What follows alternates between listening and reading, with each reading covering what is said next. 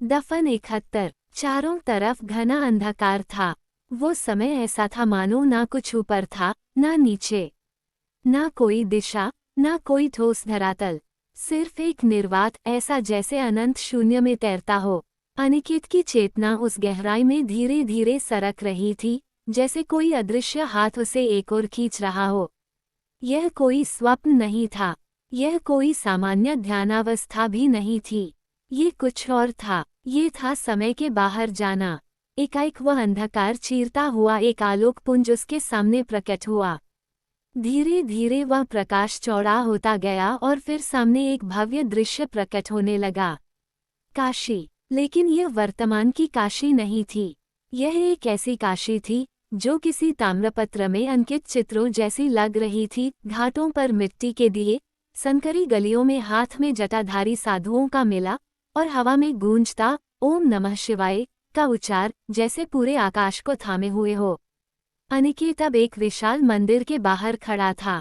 उसकी चेतना यहाँ थी पूर्ण रूप से। वह देख सकता था, सुन सकता था, महसूस कर सकता था, पर वह इस कालखंड का हिस्सा नहीं था। वह यहाँ था भी और नहीं भी। उसके आगे सीढ़ियों पर एक तेज सधी हुई चाल से कोई व्यक्ति उतरा। धवल धोती, कंधे पर त्रिपुंड, हाथ में जल से भरा लोटा, और आंखों में ऐसा तेज जैसे सत्य को भी बिना देखे जान सकता हो। और वो थे विशंभर महादेव पंडित, अनिकेत के दादाजी, उस समय के प्रसिद्ध शिव पुजारी, जिन्हें लोग काशी के तेजस्वी विद्वान कहकर संबोधित करते थे। अनिकेत उनके आसपास रखी पूजन सामग्री देख रहा था, जिससे उसे लगने लगा कि वे जरूर आज वो सामान्य पूजा करने नहीं, किसी विशेष अनुष्ठान की तैयारी में थे। अनिकेत उनकी हर हरकत को देख रहा था। वो उन्हें पुकारना चाहता था, वो उनकी ओर दौड़ने ही वाला था, लेकिन तभी उसे अपने ही भीतर एक चेतावनी की फुसफुसाहट सुनाई देने लगी। यदि तू इस समय को छूने का प्रयास करेगा तो तू लौट नहीं पाएगा। तू इस काल का आगंतुक है, गवाह बन, हस्तक्षेप मत कर। अनिकेत सहसा डर गया। उसने महसूस किया, अगर उसने एक भी शब्द इस युग के किसी पात्र से कहा या किसी चीज को छूने की कोशिश की, तो वह इस काल में फंस जाएगा। शरीर वहां पड़ा रहेगा और चेतना इस युग में जड़ हो जाएगी। फिर उसकी वापसी असंभव होगी।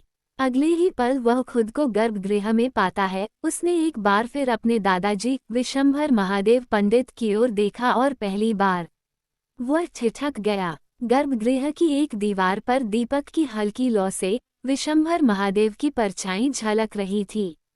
वह एकदम स्थिर खड़े थे और वह परछाई उस पर गहरी छाप छोड़ रही थी। पर इस बार अनिकेत को एहसास हुआ कि ये परछाई उसकी अपनी सी लग रही है। उसने अपनी चेतना में अपना प्रतिबिंब टटोला। अभी भी वह आत्मिक अवस्था में था, शरीर वहीं दूर पड़ा हुआ, मगर उसकी आत्मा इस कालखंड में पूरी तरह सजग थी। और तब पहली बार अनिकेत ने गौर किया, विशंभर महादेव पंडित, उनके नाक नक्श ठीक वैसे ही थे जैसे उसके खुद के। गंभीर, तीखी दृष्टि, चौड़ा माथा, मजबूत जबड़ा और शांत मगर अथाह गहराई से भरी आंखें। बस अंतर था उनकी लंबी चांदी सी दाढ़ी और जटाएं, और पीठ पर तांबे की रेखाओं से अंकित जनेऊ जो विशिष्ट ढंग से बंधा था। अनिकेत भी लंबा, सुदर्शन, सधा हुआ कद काठी वाला था, पर उसे अब यह एहसास हुआ कि उसके चेहरे की बनावट, आंखों का ढांचा और चाल भी हूबहू उसके दादा से मेल खाती थी। मानो समय ने अपने एक स्वरूप को दो बार रचा हो, एक बार बीते युग में और एक बार अब। उनके अलौकिक स्वरूप की आभा में अनिकेत घिरा जा रहा था। अनिकेत की चेतना अब पूरी तरह अतीत की धारा में उतर चुकी थी। उसकी आत्मा काशी के उसी घाट की ओर बह चली थी, जहां मंदिर की घंटियां गूंज रही थीं, दीपदान की लहरें बह रही थीं, और घाट की सीढ़ियों पर बैठा हर इंसान एक नाम का स्मरण कर रहा था, विशंभर महादेव पंडित। उस दिन का सूरज हल्के केसरिया रंग में घाट को धो रहा था। पंडित विशंभर महादेव श्वेत चादर ओढ़े एक वृद्ध ब्राह्मण के पैर छूकर लोग आशीर्वाद ले रहे थे। घाट की भीड़ उन्हें प्रणाम कर रही थी, लोग दूर दूर से उनके दर्शन करने आ रहे थे। पंडित जी, मेरी पुत्री का विवाह रुक गया है, मुहूर्त निकाल दीजिए। पंडित जी, पुत्र परीक्षा में असफल हो गया, कृपा दृष्टि दें। पंडित जी, मेरी गाय बीमार है। और पंडित जी शांत स्वर में एक एक की बात ध्यान से सुनते, कभी माथा छूते, कभी जल छिड़कते, कभी सिर्फ शिवाय नमः कहकर उनके कंधे पर हाथ रख देते, और बस जैसे वह संकट वहीं रुक जाता। अनिकेत अब घाट की सीढ़ियों पर खड़ा था। वह देख रहा था दादाजी की पूजा पद्धति, उनका धैर्य, उनका आभामंडल, जैसे वो केवल पुजारी नहीं, एक युग दृष्टा हूँ। बच्चे उन्हें देखकर भागते हुए आते। महादेव बाबा, हमारे लिए आम की टॉफी लाए क्या? बाबा, आज तो आप हमें कहानी सुनाओ। और वह अपने अंजुलि में जल भरते हुए कहते, सुनो, जो माँ गंगा सुनाए वही कहानी होती है। आज वो तुम्हें बताएंगी चंद्रमौलेश्वर की कथा। अनिकेत की आत्मा जैसे एक अजीब सी खामोशी में डूब गई। उसने अब तक अपने दादा के बारे में सिर्फ टुकड़ों में सुना था कि वे साधु थे, त्यागी थे, पर आज वह देख रहा था। वो एक आशा थे, गांव की, शहर की, घाट की, मंदिर की। हर कोई उन्हें ईश्वर तुल्य कहता था। कई बार लोग उनसे निर्णय लेने आते जो काशी के दरबारों में भी नहीं सुलझते थे। उनकी एक दृष्टि, एक वाक्य पूरे समाज की दिशा मोड़ देता था। वह सिर्फ धर्मगुरु नहीं थे, वह किसी अन्य युग के प्रतिनिधि लगते थे।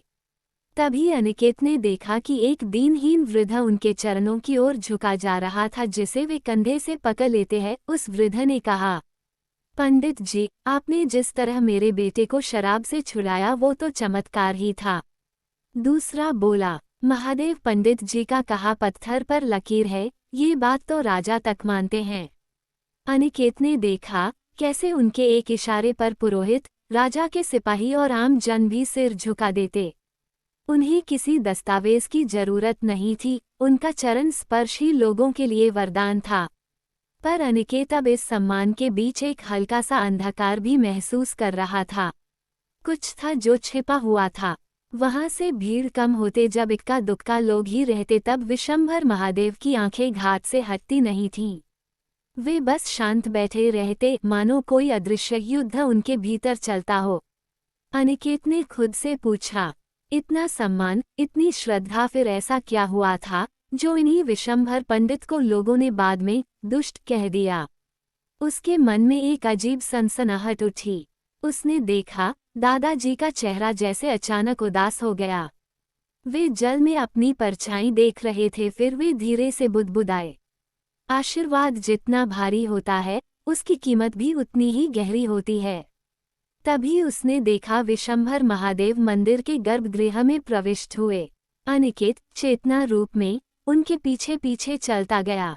मंदिर के भीतर का वातावरण अलौकिक था। हजारों दीप जल रहे थे, घंटियों की गूंज वक्रों में घूम रही थी, और गर्भगृह के केंद्र में काले पत्थर का विशाल शिवलिंग था, जिसके चारों ओर विशेष आकृतियां बनी थीं। विशंभर महादेव पूरी निष्ठा से शिवलिंग पर अभिषेक कर रहे थे और मंत्रों का उच्चारण कर रहे थे, लेकिन ये सामान्य मंत्र नहीं थे। इनमें से कुछ अनिकेत ने पहले कभी नहीं सुने थे। ये ज्ञान कहीं दर्ज नहीं था, ये मौखिक परंपरा नहीं थी, ये दिया गया ज्ञान था।